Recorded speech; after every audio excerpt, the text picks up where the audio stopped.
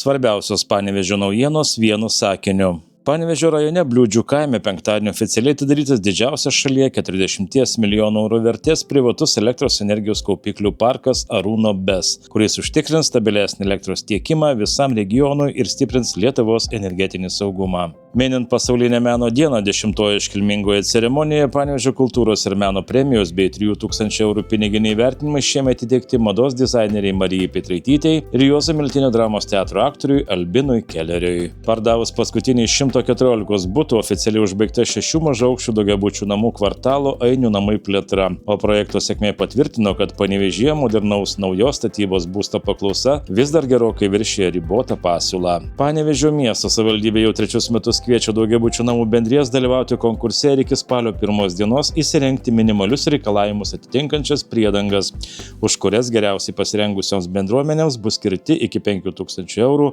siekiantis piniginiai prizai.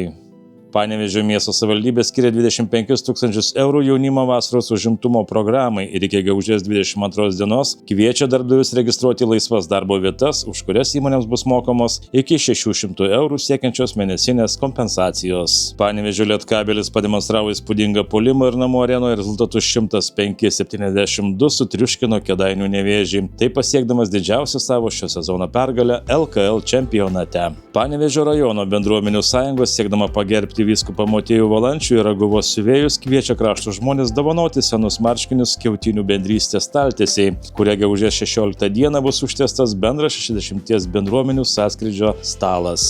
Balandžio 24-25 dienomis Panevėžio miesto rajono gyventojai kviečiami jungtis prie 19-osios nacionalinės aplinkos tvarkymo akcijos Mes darom. Panevėžio prekybos parke Tower įsikūrusi Pet City parduotuvė kviečia šeimininkus su augintiniais į pirmą kartą Aukštaitijos sostinėje rengiamus vėlyvuosius pusryčius, kurių metu keturkojai galės nemokamai mėgautis gurmaniškomis degustacijomis, o jų šeimininkai profesionalų konsultacijomis apie mitybą.